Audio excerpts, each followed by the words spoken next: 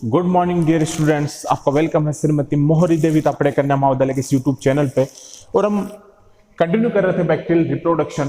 तो रिप्रोडक्शन में हमने एसेक्सुअल रिप्रोडक्शन को डिस्कस किया था। एसेक्सुअल रिप्रोडक्शन के बैक्टीरिया के एसेक्सुअल रिप्रोडक्शन के सारे टाइप्स को हमने डिस्कस कर लिया था, चाहे बात करें बाइनरी फ्यूजन की, कोनिडिया फॉर्मेशन की, बडिंग की, एंडोस्पोर फॉर्मेशन की। हम उसके बाद बात कर रहे थे सेक्सुअल रिप्रोडक्शन की, बैक्टीरियल सेक्सुअल रिप्रोडक्शन की। बैक्टीरियल रिप्रोडक्शन की बात कर रहे थे और बैक्टीरियल रिप्रोडक्शन में भी हम बात कर रहे थे किसकी? बैक्टीरियल रिप्रोडक्शन में भी हम किसकी बात कर रहे थे स्टूडेंट? सेक्सुअल रिप्रोडक्शन की। असेक्सुअल रिप्रोडक्शन को हमने कर लिया था, हम बात कर रहे थे सेक्सुअल रिप्रोडक्शन की। तो सेक्सुअल रिप्रोडक्शन मैंने आपको बताया था 3 टाइप्स के होते हैं। एक होता है कंजुगेशन, एक होता है ट्रांसफॉर्मेशन, एक होता है ट्रांसडक्शन। तो इसमें क्या होगा? जेनेटिक मटेरियल का एक्सचेंज होगा। सेक्सुअल जो रिप्रोडक्शन है बैक्टीरिया में, उसमें क्या होगा? जो जेनेटिक मटेरियल है उसका क्या होगा? एक्सचेंज होगा। तो सबसे पहले हम कर रहे थे कंजुगेशन को। तो कंजुगेशन में मैंने आपको क्या बताया था कि कंजुगेशन जो है वो कहां होता है? बैक्टीरिया की 2 डिफरेंट स्पीसीज के बीच क्या होगा? बैक्टीरिया की जो 2 डिफरेंट स्पीसीज होगी उनके बीच जेनेटिक मटेरियल का क्या होगा? एक्सचेंज होगा। सेम स्पीसीज के बीच नहीं होगा। बैक्टीरिया की जो 2 डिफरेंट स्पीसीज होगी उनके बीच जेनेटिक मटेरियल का जो एक्सचेंज होगा उसको हम क्या बोलते हैं? कंजुगेशन। उसको हम क्या बोलते हैं? कंजुगेशन। और कंजुगेशन को सबसे पहले किसने डिस्कवर किया था? लीडरबर्ग एंड टेटम साइंटिस्ट थे। इसने कंजुगेशन को क्या किया था? लीडरबर्ग एंड टेटम ने सबसे पहले डिस्क्राइब किया था कंजुगेशन को। किसने? लीडरबर्ग एंड टेटम ने।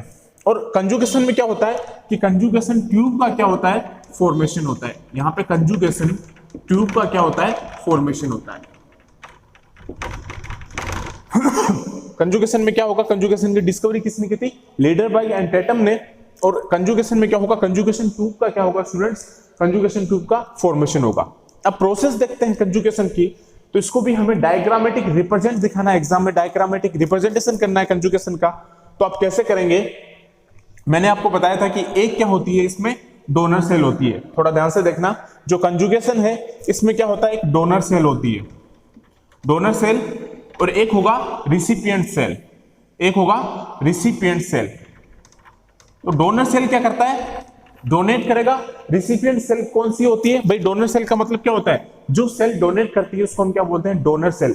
और जो सेल रिसीव करेगी उसको हम बोलते हैं रिसिपिएंट सेल। उसको हम क्या बोलते हैं? Recipient cell. अब मान लो ये बैक्टीरिया है और ये बैक्टीरिया दोनों डिफरेंट स्पीसीज के हैं। हम क्या बोल रहे हैं कंजुगेशन में कि 2 बैक्टीरिया दोनों डिफरेंट स्पीसीज के हो बैक्टीरिया। भाई बैक्टीरिया कंजुगेशन में हम क्या बोल रहे हैं कि दोनों बैक्टीरिया वो भी क्या हो? डिफरेंट स्पीसीज के हो, उनके बीच जेनेटिक मटेरियल का क्या होगा? एक्सचेंज होगा। उसको हम क्या बोलते हैं? कंजुगेशन, क्योंकि सेम स्पीसीज के बैक्टीरिया इसमें नहीं होंगे। तो ये डोनर सेल है। बैक्टीरिया के पास अपना क्रोमोसोम होगा, बैक्टीरिया के पास अपना क्रोमोसोम होगा। अब एक चीज ध्यान रखना कि जो डोनर सेल है उसके पास एफ प्लाज्मिड होता है। वो सिर्फ डोनर सेल के पास ही होगा। इसको हम बोलते हैं एफ प्लाज्मिड। अब अगर एफ प्लाज्मिड कौन रखेगा? Donor cell. रिसिपिएंट सेल के पास एफ प्लाज्मिड नहीं होता है। डोनर सेल के पास क्या होगा? एफ प्लाज्मिड होगा। तो इसको मैं बोल सकता हूं एफ प्लस। और प्लाज्मिड क्या होता है स्टूडेंट? एक्स्ट्रा क्रोमोसोमल डीएनए को हम क्या बोलते हैं? प्लाज्मिड बोलते हैं। एक्स्ट्रा क्रोमोसोमल जो डीएनए है उसको हम क्या बोलेंगे? प्लाज्मिड बोलेंगे। तो जो डोनर सेल है उसके पास क्या रहेगा? F plasmid. Means F plasmid रहेगा तो वहां पे क्या होगा? F plus. उस सेल को हम क्या बोल सकते हैं? F plus. और जो रिसिपिएंट सेल है उसके पास एफ प्लाज्मिड नहीं रहता है तो उसको हम बोलेंगे एफ माइनस। तो ध्यान रखना आप कि डोनर सेल के पास ही एफ प्लाज्मिड रहता है तो इस सेल को हम बोलते हैं एफ प्लस। और जो रिसिपिएंट सेल है उसके पास एफ प्लाज्मिड नहीं रहता तो उसको हम बोलते हैं एफ माइनस। ये ध्यान रखना। किसके पास रहेगा?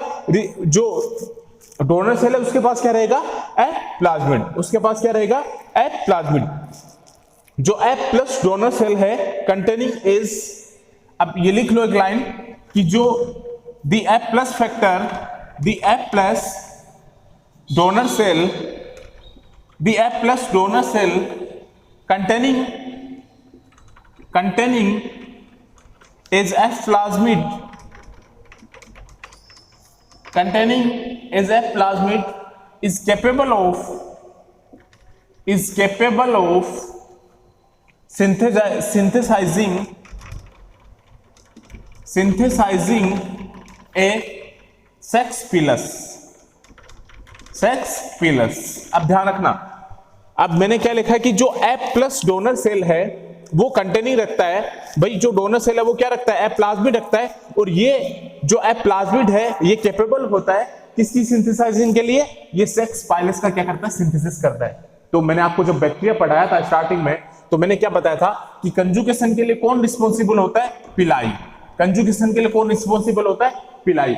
हमने जब फिम्बरी पिलाई जब पढ़े थे तो मैंने क्या बताया था कि कंजुगेशन के लिए कौन रिस्पॉन्सिबल होता है, पिलाई। तो ये जो पिलाई है वो रिस्पॉन्सिबल होती है किसके लिए, कंजुगेशन के लिए। और मैंने क्या बताया था कि फिम्बरी जो होती है वो रिस्पॉन्सिबल होती है सरफेस अटैचमेंट के लिए। तो जो F प्लाज्मिड है उसके अंदर कैपेबिलिटी होती है, वो इस पाइलस का क्या करता है, सेक्स पाइलस का क्या करता है, सिंथेसिस करता है, और वो सेक्स पाइलस ही रिस्पॉन्सिबल होता है फॉर कंजुगेशन के लिए। भाई the F plus donor cell containing as F plasmid, हम बोलें कि डोनर सेल जो है उसी के पास क्या रहेगा, F प्लाज्मिड रहेगा। रिसिपिएंट सेल के पास F प्लाज्मिड नहीं रहता, तो डोनर सेल के पास जो F प्लाज्मिड रहता है उसके अंदर कैपेबिलिटी होती है कि वो सेक्स पाइलस का क्या करता है, सिंथेसिस करता है, और वो सेक्स जो पाइलस है वो रिस्पॉन्सिबल होता है फॉर कंजुगेशन के लिए। तो ये क्या करेगा, सेक्स पाइलस का F प्लाज्मिड क्या करेगा, सिंथेसिस करेगा। अब वो सिंथेसिस कैसे करेगा, ये देखिए कि ये जो F प्लाज्मिड है वो क्या करेगा, सेक्स पाइलस का सिंथेसिस करेगा। तो वो कैसे करेगा, एक ट्यूब का क्या कर लेगा, ये फॉर्मेशन कर लेगा। ये क्या करेगा, ट्यूब क्या करेगा, ये फॉर्मेशन करेगा। अब तो ये तो कौन सा हुआ, F प्लस प्लाज्मिड है, डोनर सेल है, ये क्या है, रिसिपिएंट सेल है, इसके पास अपना क्रोमोसोम है, और इसके पास भी क्या है, अपना क्रोमोसोम है, ये F प्लाज्मिड है, इसके पास भी अपना क्या है, क्रोमोसोम है। तो ये क्या आ जाएगा, इसके पास आ जाएगा, और ये क्या करेगा, सेक्स पाइलस, इसको हम बोलेंगे सेक्स पाइलस। ये है स्टूडेंट सेक्स पाइलस, और ये सेक्स पाइलस ही रिस्पॉन्सिबल होती है कंजुगेशन के लिए। तो भाई सबसे पहले क्या था, हमने दो बैक्टीरिया लिए, ये डोनर सेल है, ये रिसिपिएंट सेल है। डोनर सेल वो है जो डोनेट करती है, रिसिपिएंट सेल है वो है जो रिसीव करती है, और जो डोनर सेल है उसके पास क्या रहेगा, F प्लाज्मिड रहेगा। और F प्लाज्मिड क्या करता है, F प्लाज्मिड सिंथेसाइज करता है किसको, सेक्स पाइलस को। जो F प्लाज्मिड है वो सिंथेसाइज करता है सेक्स पाइलस को, और इसी को हम बोलते हैं कि ये है, यहाँ पे क्या बन गई, कंजुगेशन ट्यूब। ये क्या बन गई यहाँ पे, इस बैक्टीरिया में जो डोनर बैक्टीरिया है, जो F प्लस प्लाज्मिड जिसके पास है उसके पास क्या बन गया, कंजुगेशन ट्यूब बन गई। या फिर वो क्या कर दिया, उसने सेक्स पाइलस का क्या कर दिया, सिंथेसिस कर दिया। और ये क्या है, यहाँ पे रिसिपिएंट बैक्टीरिया। तो ये दोनों आपस में क्या आ गए, एक दूसरे के क्लोज आ गए। यहाँ पे ये दोनों एक दूसरे के क्या आ गए, यहाँ पे क्लोज आ गए। तो सेक्स पाइलस कांटेक्ट करेगा किससे, ये जो सेक्स पाइलस है, सेक्स पाइलस कांटेक्ट करेगा किससे, कांटेक्ट दी रिसिपिएंट सेल के साथ। ये रिसिपिएंट सेल के साथ क्या करेगा स्टूडेंट्स, कांटेक्ट करेगा। तो ये जो सेक्स पाइलस है ये रिसिपिएंट सेल के साथ क्या करेगा, कांटेक्ट करेगा। ये दोनों आपस में क्या आ जाएंगे, एक दूसरे के क्लोज आ जाएंगे। ये दोनों एक दूसरे के आपस में क्या आ जाएंगे, क्लोज आ जाएंगे।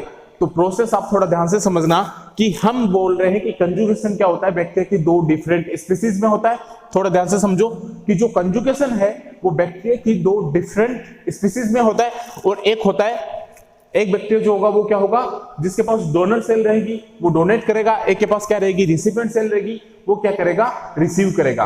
और जो डोनर सेल है उसके पास क्या रहेगा स्टूडेंट्स, F प्लाज्मिड। क्या रहेगा, F प्लाज्मिड सिर्फ डोनर सेल के पास रहेगा, रिसिपिएंट सेल के पास F प्लाज्मिड नहीं रहता। इसके पास अपना बैक्टीरियल क्रोमोसोम होता है, इसके पास भी अपना बैक्टीरियल क्रोमोसोम होता है, डोनर सेल के पास भी, लेकिन यहाँ पे क्या होता है, F प्लाज्मिड। तो इसको हम बोलते हैं F प्लस सेल, इसको हम बोलेंगे रिसिपिएंट सेल को F माइनस सेल।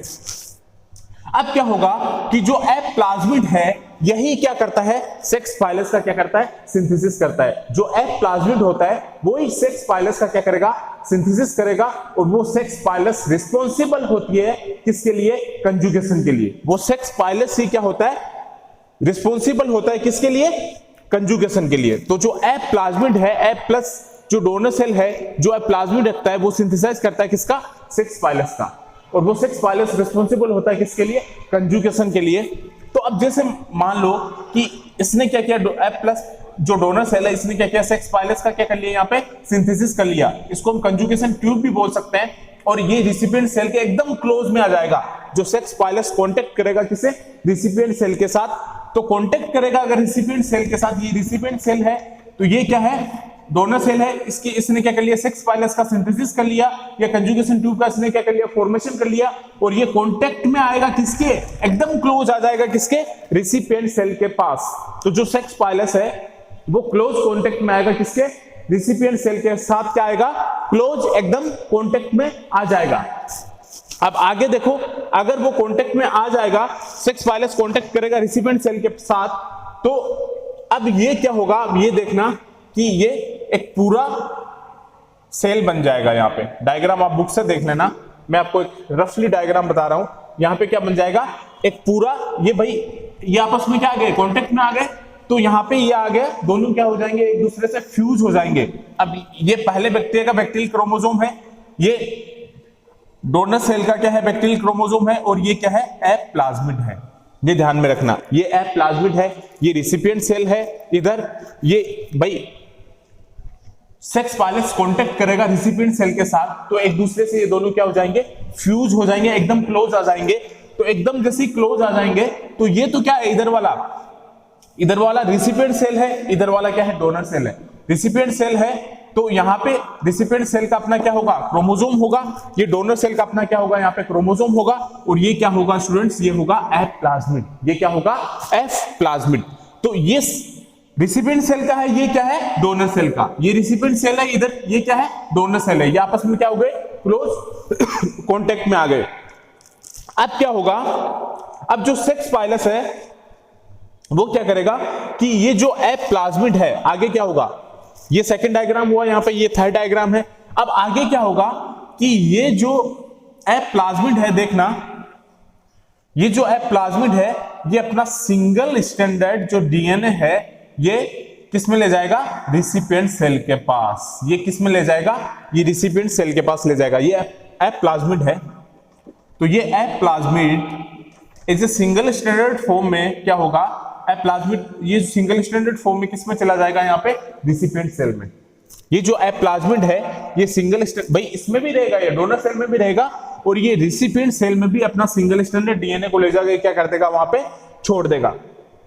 क्या करेगा, वहां पे अपने डीएनए को ले जाके क्या करेगा, एफ प्लाज्मिड ट्रांसफर हो जाएगा इस सिंगल स्टैंडर्ड डीएनए फॉर्म में। अब क्या होगा कि वो डीएनए ट्रांसफर हो गया किसमें, एफ रिसिपिएंट सेल में। अब क्या बनेगा, अब दोनों को अलग अलग कर दो, सेपरेट कर दो। अब क्या बनेगा, इसके पास भी क्या है, एफ प्लाज्मिड है, डोनर सेल के पास भी, ये अपना बैक्टीरियल क्रोमोसोम है, ये एफ प्लाज्मिड है, तो इसको मैं बोल सकता हूं एफ प्लस। और जो रिसिपिएंट सेल है उसके पास भी क्या आ गया है, एफ प्लाज्मिड। जो रिसिपिएंट सेल है उसके पास भी क्या आ गया है, एफ प्लाज्मिड। तो दोनों क्या हो गई स्टूडेंट, दोनों एफ प्लस सेल हो गई, दोनों एफ प्लस सेल हो गई आफ्टर कंजुगेशन। कैसे हुआ, क्लियर है आपको?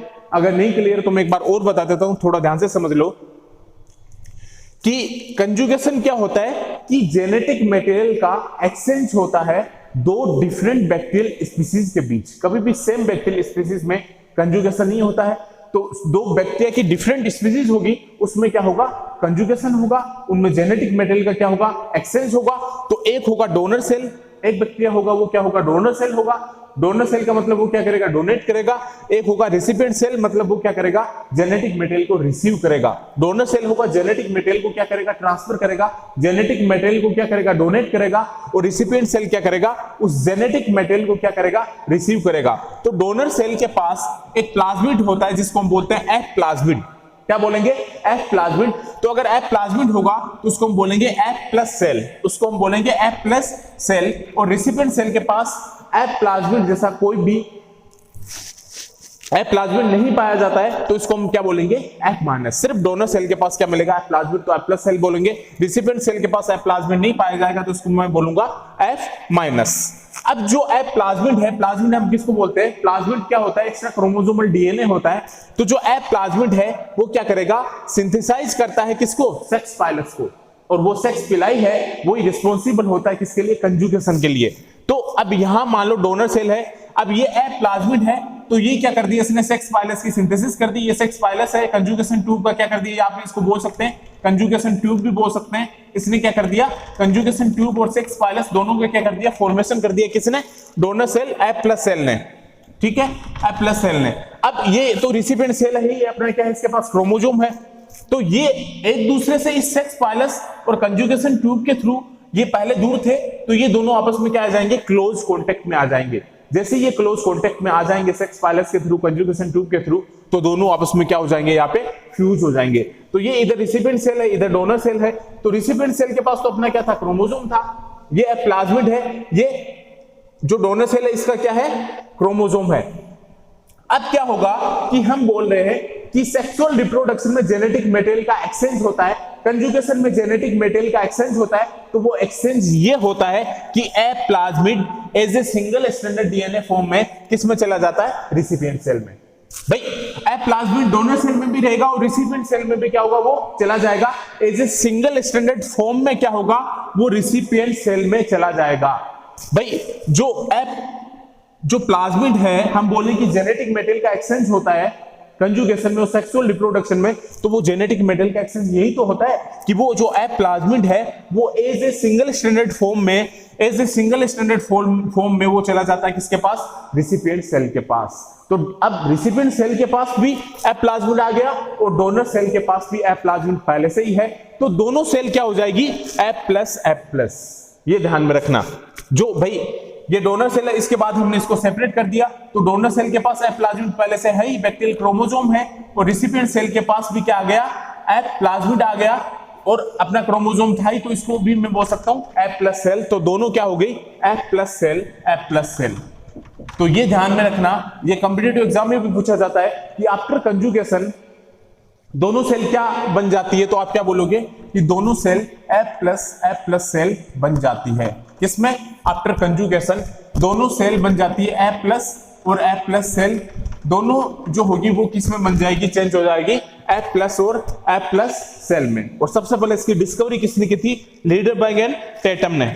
और जो सेक्स पाइलस है वही क्या होता है, रिस्पॉन्सिबल होता है किसके लिए, कंजुगेशन के लिए। अब वन स्ट्रैंड ऑफ प्लाज्मिड जो है, भाई जो प्लाज्मिड का वन स्ट्रैंड है वही तो ट्रांसफर हो रहा है किसमें, रिसिपिएंट सेल में। तो आप लिख सकते हैं कि one strand of DNA is transferred in recipient cells, किसमें होगा, रिसिपिएंट सेल्स में। तो आपको क्लियर है, कंजुगेशन ऑल आउट प्रोसेस, कोई प्रॉब्लम, कंजुगेशन कवर है, क्लियर है आपको कि कंजुगेशन क्या होता है। कंजुगेशन की डिस्कवरी सबसे पहले किसने की थी, लीडरबर्ग एंड टेटम ने की थी। जेनेटिक मटेरियल का एक्सचेंज होता है एक बैक्टीरिया से दूसरे बैक्टीरिया में, उसको हम क्या बोलते हैं, कंजुगेशन बोलते हैं। कंजुगेशन ट्यूब का फॉर्मेशन होता है, सेक्स पाइलस का फॉर्मेशन होता है, जो रिस्पॉन्सिबल होती है किसके लिए, कंजुगेशन के लिए। तो दो बैक्टीरिया होगा, दोनों डिफरेंट स्पीसीज के होंगे, एक डोनर सेल होगा, एक रिसिपिएंट सेल होगा। डोनर सेल जेनेटिक मटेरियल को डोनेट करेगा, रिसिपिएंट सेल जेनेटिक मटेरियल को रिसीव करेगी। डोनर सेल के पास प्लाज्मिड होगा जिसको हम F प्लस सेल बोलेंगे, रिसिपिएंट सेल के पास प्लाज्मिड नहीं होगा जिसको मैं बोलूंगा F माइनस। तो अब ये डोनर सेल जो प्लाज्मिड रखेगा वो प्लाज्मिड ही क्या करेगा, सेक्स पाइलस या कंजुगेशन ट्यूब का क्या कर लेगा, वो फॉर्मेशन कर लेगा और वो क्लोज कांटेक्ट में आ जाएगा किसके, रिसिपिएंट सेल के पास। तो ये डायग्राम आपको बनाने हैं, डायग्रामेटिक रिप्रेजेंटेशन एग्जाम में दिखाना है। आप चाहे ऐसे भी बना सकते हैं रफली डायग्राम, कोई प्रॉब्लम नहीं है एग्जाम में। तो रिसिपिएंट सेल के साथ ये क्या आ जाएंगे, आपस में क्लोज कांटेक्ट में आ जाएंगे। जैसे ये क्लोज कांटेक्ट में आए तो ये एक दूसरे से क्या हो गए, फ्यूज हो गए। तो ये इधर रिसिपिएंट सेल है, इधर डोनर सेल है। अब ये plasmid as a single standard DNA molecule क्या होगा, ट्रांसफर हो जाएगा किसमें, रिसिपिएंट सेल में। ये सिंगल स्टैंडर्ड, ये जो प्लाज्मिड है ये as a single standard DNA molecule के रूप में क्या हो जाएगा, मॉलिक्यूल के रूप में ट्रांसफर हो जाएगा किसमें, रिसिपिएंट सेल में। किसमें, रिसिपिएंट सेल में। अब जैसे ये रिसिपिएंट सेल में ट्रांसफर होगा तो प्लाज्मिड रिसिपिएंट सेल में भी आ गया और प्लाज्मिड डोनर सेल में तो पहले से था ही, और रिसिपिएंट सेल में भी क्या हो गया, प्लाज्मिड आ गया। तो दोनों बन गए F प्लस और F प्लस, डोनर और रिसिपिएंट दोनों क्या बन गए, F प्लस और F प्लस। तो क्लियर है आपको, मैंने बहुत इजी वे से आपको समझाया। आई होप कि आपको एकदम क्लियर होगा। कोई डाउट होगा, कोई प्रॉब्लम होगी तो आप मुझे बताना। थैंक्स। आगे हम नेक्स्ट बात करेंगे ट्रांसफॉर्मेशन की। Thank you.